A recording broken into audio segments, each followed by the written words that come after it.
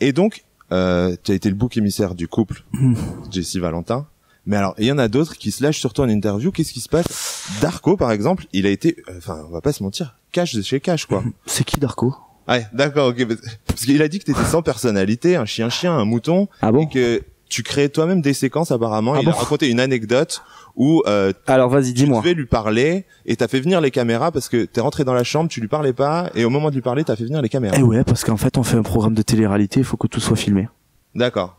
Je trouve ça hyper logique et en fait c'est être complètement à côté de ses pompes de dire le contraire, parce qu'en fait si je fais quelque chose, imagine je fais quelque chose et en fait c'est hyper important parce que lui il dit pas dans le contexte pourquoi il venait me parler ou pourquoi moi je lui parlais, parce que c'était au sujet des éliminations. D'accord. Et imagine hors caméra je lui dis non mais t'inquiète Darko, je voterai pas contre toi, je vais voter contre telle personne.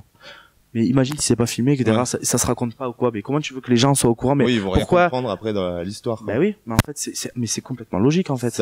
C'est pas que j'ai attendu les caméras pour lui parler parce que je lui adressais pas la parole. C'est juste parce que ce qu'il faut dire, faut que ce soit filmé pour que les gens comprennent le ce moment-là, il était important dans l'histoire. Bien sûr. Et en fait, ce qu'il y a, c'est que c'est là que je me rends compte qu'il est complètement à côté de ses pompes, ce garçon, et qu'il n'est pas du tout fait pour de la télé-réalité.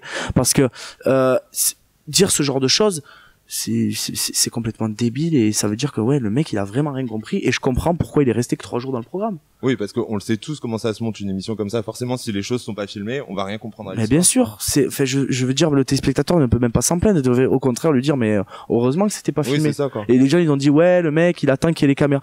Mais non, mais en fait on fait un programme de télé-réalité. En fait tout doit être filmé, et on n'a pas la chance comme dans Secret Story d'avoir des caméras au plafond qui nous filment 24 heures sur 24.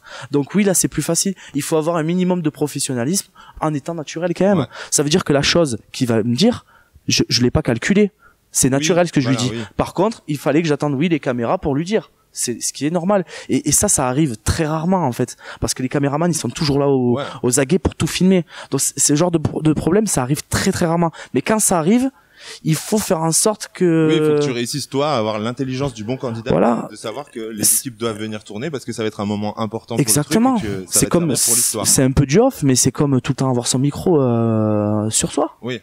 Tu vas à la douche, il y a quelqu'un qui vient te parler, tu lui dis attends un peu, hop, tu mets ton micro, vas-y, dis-moi ce que tu as à me dire.